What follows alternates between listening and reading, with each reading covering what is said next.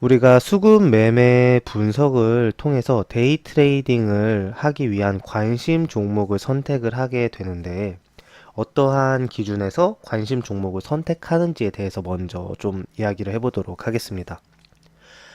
외국인과 기관의 수급을 파악하는 것이 수급 매매의 핵심이라고 할 수가 있습니다. 외국인 기관 투자자들이 동시에 며칠간 연속적으로 매집하는 종목, 혹은 오늘 또는 최근에 대량 갑자기 매집하는 종목은 가격이 상승할 가능성이 아주 높습니다. 개인에 비해 두 집단은 정보력이 훨씬 더 앞서 있기 때문에 이러한 매집에는 어떤 숨은 호재가 존재할 경우가 많이 있습니다.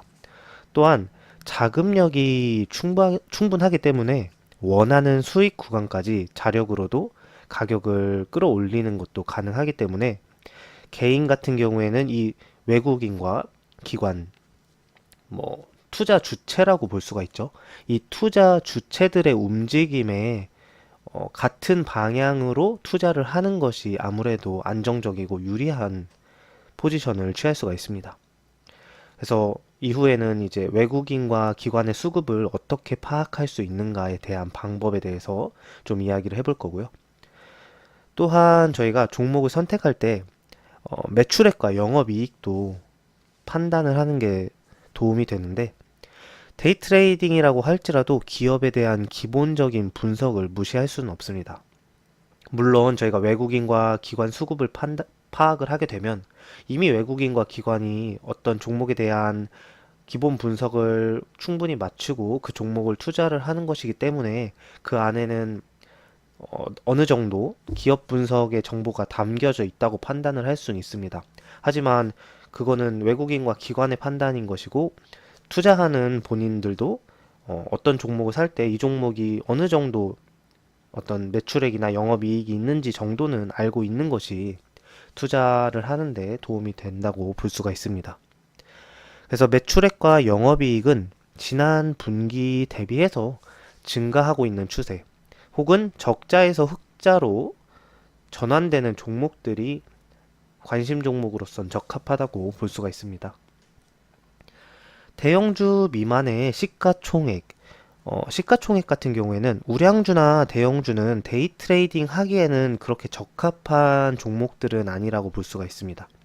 상대적으로 가격 변동이 적고, 아무리 외국인 기관의 수급이 들어온다고 할지라도 쉽게 가격이 올라가지 않기 때문에 개인들이 데이 트레이딩을 할 때는 우량주나 대형주는 피하는 것이 좋죠.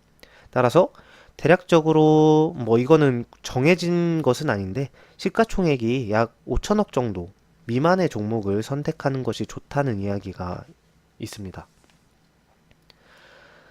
거래량과 거래대금은 데이 트레이딩을 위한 아주 중요한 지표가 되죠. 일별 거래량이 충분히 있어야 원하는 시점에 종목을 사고 팔 수가 있습니다. 주문이 잘 체결되지 않는 종목의 경우에는 원하는 시점에 종목을 매매할 수가 없기 때문에 원활한 데이 트레이딩이 불가능합니다.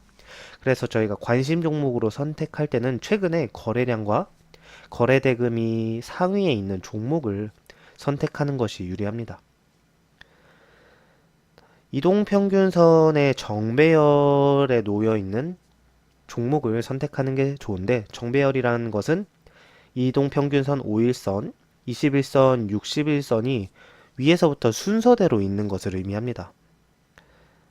이러한 경우에는 대부분의 투자자들이 현재 투자에 있어서 수익 구간에 머물고 있는 상태라고 의미를 파악할 수가 있는데, 심리적으로 가격이 더 오를 것을 기대하며 매도보다는 보유나 매수를 선호하는 상태로 들어가 있습니다. 그렇기 때문에 이러한 종목을 선택하는 것이 좋고, 반대로 역배열 같은 경우에는 대부분의 사람들이 현재 이제 손해를 보고 있는 상태죠. 그렇기 때문에 가격이 조금만 올라도 본전을 이제 찾고자 하거나 어느 정도 회복을 위해서 매도를 하고 싶은 생각이 들기 때문에 아무래도 이동평균선 같은 경우에는 정배열 상태에 있는 종목이 관심 종목으로는 적합하다고 볼 수가 있습니다.